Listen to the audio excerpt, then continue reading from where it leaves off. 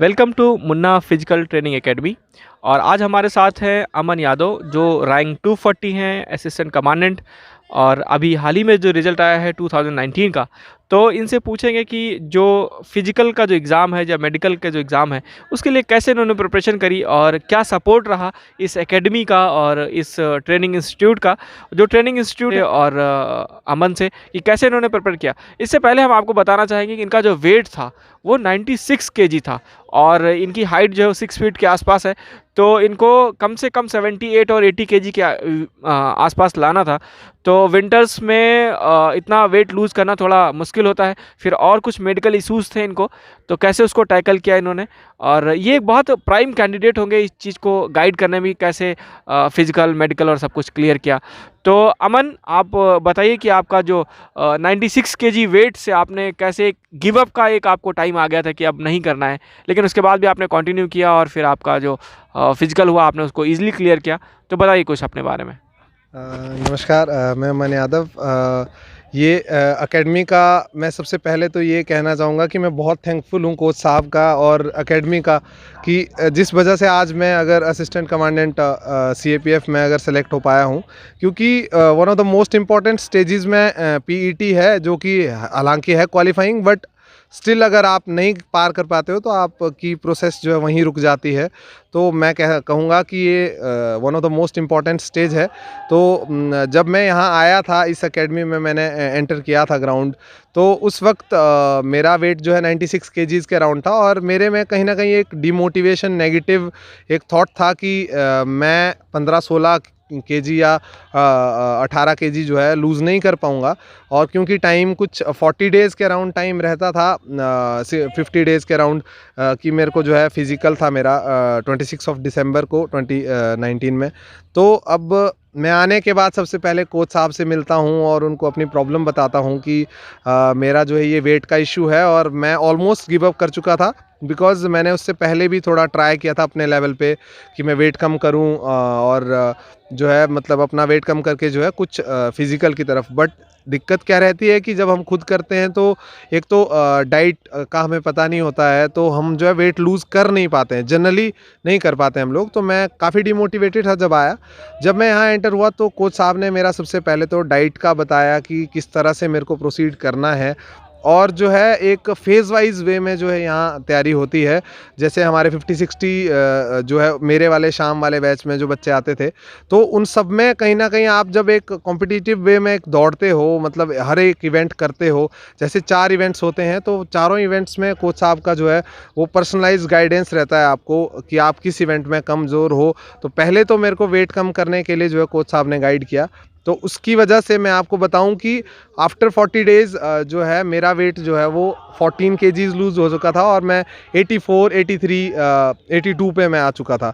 तो जब मैंने फाइनल वो दिया, जब मेरा PET हुआ, तो वहाँ पे जो है मुझे जो है 5 केजीज़ की रिलैक्सेशन दी गई और जो है मैं 82 पे जो है मेरे को सिलेक्ट कर लिया गया बिना किसी रीमेडिकल के। तो उस चीज़ का क्रेडिट मैं इनको इसलिए देता हूँ बिकॉज़ अपने लेवल पे अगर मैं लगा होता तो शायद मैं डिमोटिवेट होके ख़त्म कर देता प्रोसेस। बट फाइनली क्या हुआ, आई एंटर द ग्राउंड, ये कम्प्लेक्स में आया मैं और उसके मेरे को इमेंस बेनिफिट्स हुए।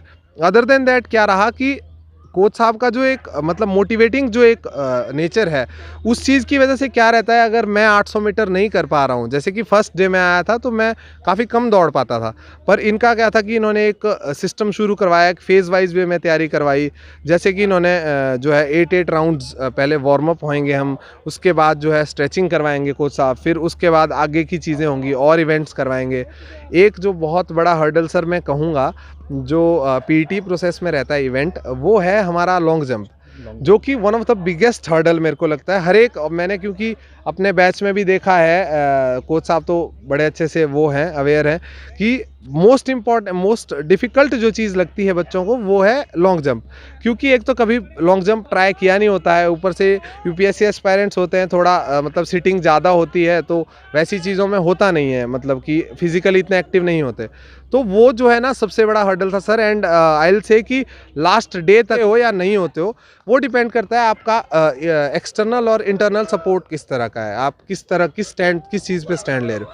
तो वो जो मैं बोलूँगा चीज़ बहुत अच्छी थी। बाकी हाँ, वो एक इंसिडेंट ऐसा था कि लॉन्ग जंप देखिए यहाँ पर जब लोग आते हैं तो उनको जो रिक्वायरमेंट होती है उनकी बॉडी की और उसी के हिसाब से उनको प्रिपेयर किया जाता है। वो ये देखते हैं कि एक पर्टिकुलर कैंडिडेट को क्या रिक्वायरमेंट है, उसी के हिसाब से गाइड करते हैं। आपको बहुत पहले से पता है कि एक सर्टिफाइड कोच है और बहुत सारे इवेंट्स में इन्होंने पार्टिसिपेट किया है। दिल्ली यूनिवर्सिटी से एक प्रॉपर कोर्स करने के बाद बैचलर का फिर तो एक जानकारी होती है कि आपको फिजिकल में कैसे कितना इनपुट डालना है, क्या डाइट प्लान होना चाहिए, फिजियोथेरेपी का क्या होना चाहिए, कहाँ पे अगर इंजरी आ गई तो उसको कैसे टैकल करेंगे, कौन से इंजरी बैंड वगैरह लगा के आने होते हैं, कौन से बैंडेज लगा के आने होते हैं। तो एक टाइम था कि मतलब 3-3 4-4 बैंडेज लगा करके लोग रनिंग कर रहे हैं। तो मुन्ना सर के बारे में एक और भी ये बहुत ही काम एंड कंपोज पर्सनैलिटी है और आपको प्रॉपर जिस तरीके से होता है पूरी टीम इनकी गाइड करती है। एक टीम में 30-40 लोग हैं ऑलरेडी, 3-3 4-4 कोच हैं, वो आपको गाइड करने के लिए आते हैं। तो मुन्ना सर आपने जब इनको अमन को देखा था तो आपको कैसा लगा था कि मतलब हाँ पहले से कॉन्फिडेंस था आपको क्या इनका हो जाएगा?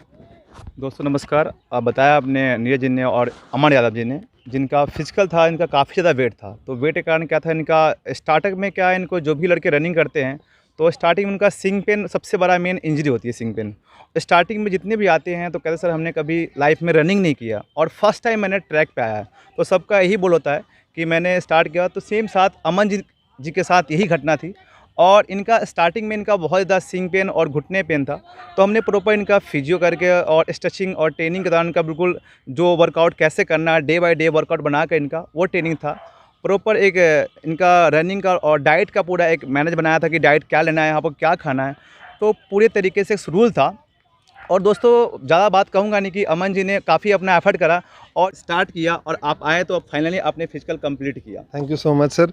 ये बहुत ही बड़े मतलब ये बहुत बड़ी इंस्पिरेशन है अपने आप में ही हमारे कोच साहब। मैं एक चीज़ और बोलना चाहूँगा इसमें कि क्या है कि हम लोगों को जो अच्छी चीज़ें यहाँ हैं वो उनमें से एक है मॉक जो लेते हैं, ट्रायल जो सर लेते हैं। तो उससे क्या रहता है कि हम लोगों को ना दिमाग में एक रहता है कन्फ्यूजन कि यार किस तरह से हमारे इवेंट्स होंगे। 4 इवेंट्स हैं तो कैसे कैसे वहाँ पे प्रोसीड होंगे जब मेन हमारा फिजिकल होगा।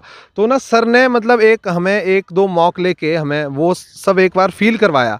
एक प्रॉपर मॉक होता है आपका, आपको प्रॉपर बैच नंबर दिया जाता है और आप जो उस बैच के अंदर दौड़ते हो और सारे इवेंट्स आपके जो है एक फ्लो में करवाए जाते हैं। तो उससे क्या है, हमें एक आइडिया मिल गया होता है कि इस तरह से हमारे इवेंट्स वहाँ पे भी होंगे और हमें जो है ऐसे प्रोसीड कर, उससे कॉन्फिडेंस बिल्ड काफ़ी ज़्यादा होता है। तो ये मैं कहूँगा कि ये बहुत बड़ी जो है हमारे को यहाँ पे फैसिलिटी है।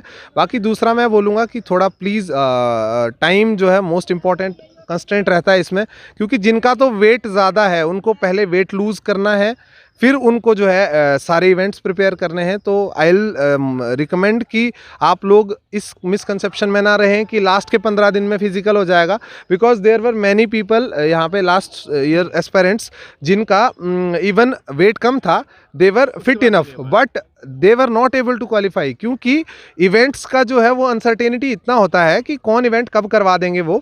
तो हम लोगों की अगर प्रिपरेशन नहीं है, इवेंट्स में अच्छा परफॉर्म नहीं कर पाए और उन लोगों का लॉन्ग जंप जो है लास्ट डे तक सर प्रिपेयर तक नहीं हो पाया।